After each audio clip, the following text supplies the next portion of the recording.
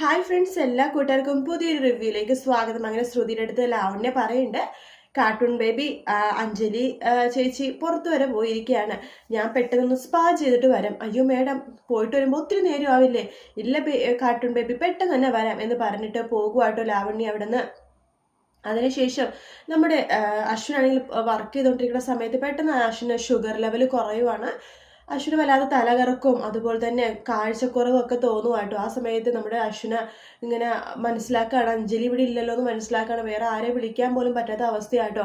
അശ്വിൻ വിചാരിക്കും ആരെയും വിളിക്കേണ്ട, അടുക്കളയിൽ പോയിട്ട് കുറച്ച് പഞ്ചസാര തിന്നാൽ ഒന്ന് ഓക്കെ ആകും, അല്ലെങ്കിൽ ഇതിൻ്റെ സ്വീറ്റ്സ് കഴിച്ച് ഓക്കെ ആവുമല്ലോ. അതുകൊണ്ട് അശ്വിൻ അടുക്കളയിലേക്ക് പോകുകയാണ്. ആ സമയത്ത് ശ്രുതി അവിടെ നിന്നിട്ട് പാചകം ചെയ്തുകൊണ്ടിരിക്കുകയാണ്. നമ്മുടെ ലാവണ്യ പറഞ്ഞിട്ടുണ്ടായിരുന്നു അശ്വിന് പക്കാവട ഭയങ്കര ഇഷ്ടമാണ്, പക്കാവട ഉണ്ടാക്കാവോ എന്ന് ചോദിച്ചിട്ടുണ്ടായിരുന്നു. അപ്പം അതുകൊണ്ട് അശ്വിന് വേണ്ടി പക്കാവട ഉണ്ടായിക്കൊണ്ടിരിക്കുകയാണ് നമ്മുടെ ശ്രുതി കേട്ടോ. അപ്പോൾ ശ്രുതി തിരിഞ്ഞ് നിൽക്കുവാണ്. ആ സമയത്താണ് നമ്മുടെ അശ്വിൻ വരുന്നത്. ശ്രുതി എന്ന് പറഞ്ഞ് വിളിക്കുമ്പോഴേക്കും ശ്രുതി പറയും, വേണ്ട അശ്വിൻ സർ, എനിക്ക് നിങ്ങളോട് സംസാരിക്കാൻ ഒരു താല്പര്യമില്ല, നിങ്ങൾ എന്തിനാ എന്നോട് സംസാരിക്കണത്? എനിക്ക് താല്പര്യം എന്ന് പറഞ്ഞാൽ നിങ്ങൾ ഇങ്ങനെ സംസാരിക്കാൻ പറ്റത്, ഞാനിവിടെ വന്നത് നിങ്ങളുടെ അടുത്ത് സംസാരിക്കാൻ വേണ്ടിയിട്ടൊന്നും അല്ല എന്നൊക്കെ പറഞ്ഞാൽ ഭയങ്കര വഴക്ക് പറയുവാണ്. ആ സമയത്ത് അശ്വിന് വല്ലാതെ തല കറങ്ങണ പോലെ ആവുക. അശ്വിൻ വീണ്ടും ഇങ്ങനെ ശ്രുതി എന്നൊക്കെ പറയുമ്പോൾ തൊണ്ടയ്ക്ക് ഇടണമെന്നുണ്ടെങ്കിൽ ശ്രുതി പറയുന്നുണ്ട്, വേണ്ട സാർ, സാർ പോയി വർക്ക് ചെയ്തോളൂ, എന്തെങ്കിലും ആവശ്യമുണ്ടെങ്കിൽ പറഞ്ഞാൽ മതി, ഞാൻ അവിടെ എത്തിച്ചോളാം എന്നിങ്ങനെ പറയുവാണ്. പെട്ടെന്ന് നമ്മുടെ ശ്രുതി, സാർ പറഞ്ഞത് മനസ്സിലായില്ല എന്നിട്ട് തിരിയുമ്പോൾ അശ്വിൻ അവിടെ കാണുന്നില്ല കേട്ടോ. ഹാവു പോയി കടലമിട്ടായി, എന്തു പറ്റി? ഞാനൊരു പ്രാവശ്യം പറയുമ്പോൾ തന്നെ ഇവിടുന്ന് പോയല്ലോ എന്ന് വിചാരിക്കുകയാണ്. ആ സമയത്ത് ശ്രുതിയുടെ കയ്യിൽ നിന്ന് കൈക്കൽ തുണി നിലത്തേക്ക് വീഴുവാട്ടോ. ഇങ്ങനെ വെക്കുമായിരിക്കും, അപ്പം നിലത്തേക്കിനെ വീഴും. അപ്പം അത് എടുക്കാൻ പോകുമ്പോഴാണ് അശ്വിൻ അവിടെ കിടക്കണത്. നമ്മുടെ ശ്രുതി കാണാം, അയ്യോ അശ്വിൻ സർ എന്നിങ്ങനെ പറയുവാണ്. പിന്നീട് കാണിക്കണം നമ്മുടെ ആകാശിനെയും അതുപോലെ തന്നെ പ്രീതിനെയാണ്.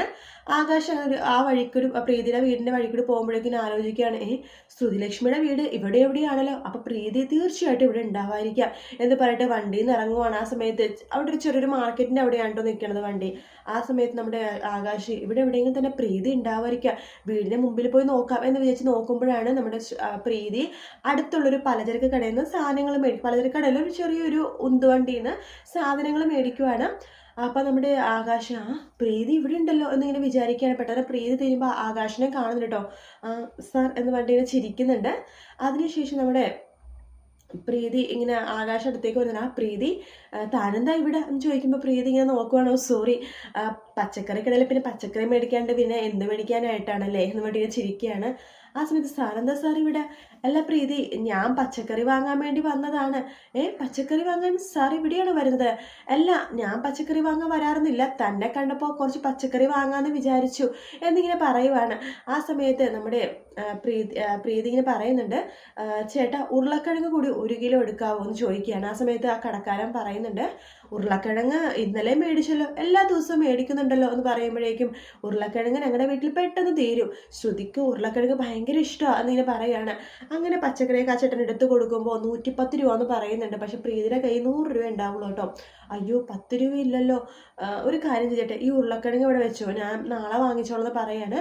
ആ സമയത്ത് ആകാശ് പറയണ്ട, അയ്യോ പ്രീതി, ശ്രുതിക്ക് ഉരുളക്കിഴങ്ങ് ഭയങ്കര ഇഷ്ടമാണെന്ന് പറഞ്ഞിട്ട് താൻ മേടിക്കാൻ നിന്നതല്ലേ, താൻ മേടിക്കാതെ പോകണ്ട, 10 രൂപയില്ല, അത് ഞാൻ തരാം എന്ന് പറഞ്ഞിട്ട് ആകാശ് പേഴ്സ് തുറക്കുമ്പോൾ അതിലെല്ലാം 500-ന്റെ 2000-ന്റെ നോട്ടാട്ടോ. ആ സമയത്ത് ആകാശ് പറഞ്ഞ, ചേട്ടാ ചേഞ്ച് ഉണ്ടാവുമായിരിക്കോ? അയ്യോ സാർ, 10 രൂപയ്ക്ക് വേണ്ടിയിട്ട് 500-ന്റെ നോട്ടൊക്കെ തന്നെ ഞങ്ങൾ എന്ത് ചെയ്യും? നിങ്ങളെപ്പോലത്തെ പണക്കാരുടെ കയ്യിൽ 500 2000 ഉണ്ടാവുള്ളൂ, ഞങ്ങളുടെ കയ്യിൽ ഇത്രയും രൂപയൊന്നും ഇല്ല സാർ, അതായത് കച്ചവടം തുടങ്ങിയേ ഉള്ളൂ എന്നൊക്കെ പറയുവാണ്. ആ സമയത്ത് പ്രീതി പറയേണ്ട, സാറില്ല ആകാശ് സാർ, ഉരുളക്കിഴങ്ങ് വേണ്ട ചേട്ടാ എന്നിങ്ങനെ പറയുവാണ്. ആ സമയത്ത് ആകാശ് പറയേണ്ട, പ്രീതി ഒരു കാര്യം ചെയ്യും, എൻ്റെ വീട്ടിലേക്ക് കുറച്ച് പച്ചക്കറി ഞാൻ വാങ്ങിക്കാം, താൻ ഒരുപാട് ആഗ്രഹിച്ച് ഉരുളക്കിഴങ്ങ് എടുക്കണമെന്ന് വിചാരിച്ചില്ലേ, താനത് എടുത്തോ എന്നിങ്ങനെ പറയുകയാണ്. അതിനുശേഷം പ്രീതി അടുത്ത് പറയേണ്ട ആകാശം, അഞ്ജലി ചേച്ചിക്ക് വെണ്ടക്ക ഭയങ്കര ഇഷ്ടമാണ്, താനൊരു കാര്യം ചെയ്യും, എനിക്ക് വെണ്ടക്ക മേടിക്കാൻ വേണ്ടി സഹായിക്കാവോ? അത് മാത്രമല്ല മുത്തശ്ശിക്കാണെങ്കിൽ പാവയ്ക്ക ഇഷ്ടമാണ്, പാവയ്ക്കയും വേണം. അത് മാത്രമല്ല ചേട്ടനെയാണെന്നുണ്ടെങ്കിൽ എന്താണ് ഇങ്ങനെ കോവയ്ക്ക അങ്ങനത്തെ എന്തൊരു ഇത് പറയും, അതും ഭയങ്കര ഇഷ്ടമാണ്, അതൊന്ന് എടുത്തരാവോ എന്ന് പറയാം, എടുത്ത് മേടിച്ച് തരാ സഹായിക്കാവോ, നല്ലതൊക്കെ ഒന്ന് എടുത്തരാവോ എന്ന് ചോദിക്കുമ്പോൾ പ്രീതി ശരി സാർ എന്ന് പറയാണ്. അങ്ങനെ പ്രീതിക്ക് വേണ്ടിയിട്ട് കുറച്ച് പച്ചക്കറികളൊക്കെ വാങ്ങിക്കുവാട്ടോ ആകാശ് അവിടെ നിന്നിട്ട്. വീണ്ടും കാണിക്കണം നമ്മുടെ അശ്വിനെയും അതുപോലെ തന്നെ നമ്മുടെ ശ്രുതിനെയാണ്. അങ്ങനെ അശ്വിൻ ആകെ ബോധം കെട്ട് എടുക്കുമ്പോൾ ശ്രുതിക്ക് എന്ത് ചെയ്യണമെന്ന് അറിയില്ല. ഈശ്വര, അഞ്ജലി മാഡം ഇവിടെ ഇല്ലല്ലോ, ലാവണ്യ മാഡത്തിനെ വിളിച്ചിട്ട് കിട്ടണമില്ല, ഫോൺ സ്വിച്ച് ഓഫ് ആണ്, ഞാൻ എന്ത് ചെയ്യൂ ഈശ്വര. രാമേട്ട എന്ന് വിളിക്കുന്ന രാമേട്ടൻ അവിടെ ഇല്ല കേട്ടോ, പച്ചക്കറി എന്ന് മേടിക്കാൻ പുറത്ത് പോയിരിക്കുകയാണ്. ആ സമയത്ത് നമ്മുടെ ശ്രുതി കുറച്ച് വെള്ളം എടുത്തിട്ട് അശ്വിൻ്റെ മുഖത്തേക്ക് തളിക്കുവാണ്. ആദ്യം അശ്വിൻ എഴുന്നേക്കുന്നില്ലെങ്കിൽ പതുക്കെ കണ്ണ് തുറക്കുന്നുണ്ട്. ആ സമയത്ത് അശ്വിൻ പറയുന്നുണ്ട്, ശ്രുതി എനിക്ക് കുറച്ച് സ്വീറ്റ്സ് വേണമായിരുന്നു എന്ന് പറയാണ്. പെട്ടെന്ന് ശ്രുതി ആലോചിക്കണം, ശ്രുതി ഉണ്ടാക്കി വെച്ച ജിലേബി കുറച്ച് അവിടെ ഇരിപ്പുണ്ടായിരുന്നു. ആ ജിലേബി എടുത്തിട്ട് പെട്ടെന്ന് തന്നെ നമ്മുടെ അശ്വിനെ കൊടുക്കുക കേട്ടോ ശ്രുതി. ആ സമയത്ത് അശ്വിൻ ആ ജിലേബി പെട്ടെന്ന് ആർത്തിയോട് കൂടി കഴിക്കുവാണ്. ആ സമയത്ത് ശ്രുതി പറയുന്നുണ്ട്, സാറിന് ഇങ്ങനെ മധുരം കഴിക്കാൻ പാടില്ലല്ലോ എന്ന് പറയുമ്പോൾ, നോക്ക് ശ്രുതി, എനിക്ക് പറയാൻ പറ്റുന്നില്ല അശ്വിന, അങ്ങനെ പറയാൻ വേണ്ടി ശ്രമിക്കുന്നുണ്ട്. എനിക്ക് ഷുഗർ ലെവൽ ഭയങ്കരമായിട്ട് പെട്ടെന്ന് കുറഞ്ഞു പോയി, അതിൻ്റെ ഇതാണ്, എനിക്ക് തലകറക്കവും കാഴ്ചയൊന്നും കാണുന്നില്ല എനിക്കൊന്നും, അതാ ഞാൻ കുറച്ച് പഞ്ചസാരയോ കുറച്ച് മധുരമോ കഴിക്കാൻ വേണ്ടിയിട്ടാണ് അടുക്കളയിൽ വന്നത് കേട്ടോ എന്നിങ്ങനെ പറയാണ്. അല്ലാണ്ട് തന്നെ വഴക്ക് പറയാൻ വേണ്ടി വന്നതല്ലെന്ന് പറയുമ്പോൾ ശ്രുതിക്ക് വല്ലാത്ത വിഷമവുമാണ്. അതിനുശേഷം അശ്വിനെ പതുക്കെ എഴുന്നേൽപ്പിക്കുവായിട്ട് ശ്രുതി കയ്യിൽ പിടിച്ചിട്ട്. അശ്വിനാണെങ്കിൽ ഒട്ടും വയ്യ, നടക്കാൻ മുമ്പ് വീണ്ടും വീഴാൻ പോലെ പോകുമ്പോഴേക്കും ശ്രുതി വീണ്ടും ഇങ്ങനെ ചേർത്ത് പിടിക്കുന്നുണ്ട് അശ്വിനെ. അതിനുശേഷം നമ്മുടെ അശ്വിൻ പറയേണ്ട, സാരമില്ല ഞാൻ പോയിക്കോളാം, ഇപ്പോൾ ഓക്കെ ആവുന്നുണ്ട് എന്ന് പറയാണ്.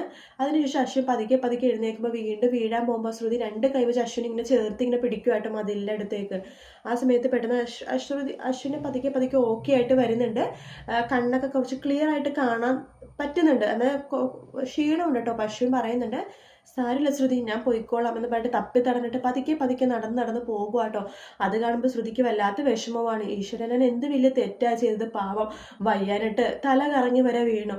കുറച്ച് മധുരം കഴിക്കാൻ വേണ്ടി വന്നപ്പോൾ ഞാനൊരു ആവശ്യമില്ലാണ്ട് എന്തുമാത്രം വഴക്കാ പറഞ്ഞത്, ഞാൻ എന്താ ഈശ്വര ഇങ്ങനെ എടുത്തു ചാടി ഓരോ കാര്യങ്ങളൊക്കെ ചെയ്യണത്, പാവം ഞാൻ എന്ത് ചെയ്യൂ ഇനി എന്ന് പറയാണ്. അങ്ങനെ അശ്വി പതുക്കെ റൂമിലേക്ക് വന്നിട്ട് ആകെ അവിടെ കിടക്കുവാട്ടോ വയ്യാനിട്ട്. ആ ശ്രുതിക്കാണെങ്കിൽ വല്ലാത്ത വിഷമം തോന്നുകയാണ്. ശ്രുതി ഇടയ്ക്ക് അശ്വിനെ പോയി നോക്കണൊക്കെ കേട്ടോ, ഓക്കെ ആണോ ആളിപ്പോൾ കുഴപ്പമൊന്നുമില്ലല്ലോ എന്നൊക്കെ വിചാരിക്കുന്നുണ്ട്. എന്തൊക്കെ പറഞ്ഞാലും ഈ ഒരു സമയത്ത് തനിക്ക് അശ്വിനെ രക്ഷിക്കാനെങ്കിലും പറ്റില്ല, അല്ലെങ്കിൽ അശ്വിൻ എന്ത് ചെയ്താൽ അടുക്കള വരെ എത്തിയത് ഭാഗ്യം, അല്ലെങ്കിൽ എന്തായാലെന്നൊക്കെ വിചാരിക്കുകയാണ്. അതിനുശേഷം അശ്വിൻ ശ്രുതിയുടെ അടുത്ത് ഒരു കാര്യം കൂടി പറയുന്നുണ്ട്. ശ്രുതി പോകുന്നതിന് മുമ്പ്, ശ്രുതി ഞാൻ തലകറങ്ങി വീണ കാര്യവും എനിക്ക് വയ്യാകെ വന്ന കാര്യവും ഒരിക്കലും ഈ വീട്ടിൽ ആരും അറിയരുത്, അതെന്താ സർ എന്ന് ശ്രുതി ചോദിക്കുമ്പോൾ, ശ്രുതിക്ക് അറിയാലോ ചേച്ചിക്ക് വല്ലാത്ത ടെൻഷനും മുത്തശ്ശിക്കും അതെ, എല്ലാവർക്കും ഭയങ്കര ബുദ്ധിമുട്ടാവും, വിഷമമാകും, എനിക്കിങ്ങനെ ഇടയ്ക്ക് സംഭവിക്കാറുള്ളതാണ്, അതുകൊണ്ടിട്ടാണ് ഞാൻ ഇങ്ങനെ മധുരമൊന്നും അധികം കഴിക്കാതിരുന്നാലും കുഴപ്പമാണ്, ഇതുപോലെ പ്രശ്നം ഉണ്ടാവും, എന്തായാലും ഇന്ന് ഇവിടെ ഉണ്ടായ സംഭവം ആർക്കും പറയാൻ പാടില്ല ശ്രുതി, നീ എനിക്കത് വാക്ക് തരണം എന്ന് പറഞ്ഞിട്ടാട്ടോ അശ്വിൻ അകത്ത് കയറി പോകുന്നത്. ശ്രുതിക്കാണെങ്കിൽ ഇത് ആർക്കും പറയാണ്ട് സമാധാനമില്ല, കാരണം അശ്വിനി ഈ ഒരു അവസ്ഥയെ കാണുമ്പോൾ ശ്രുതിയുടെ കൈയും കാലൊക്കെ വിറക്കുക കേട്ടോ.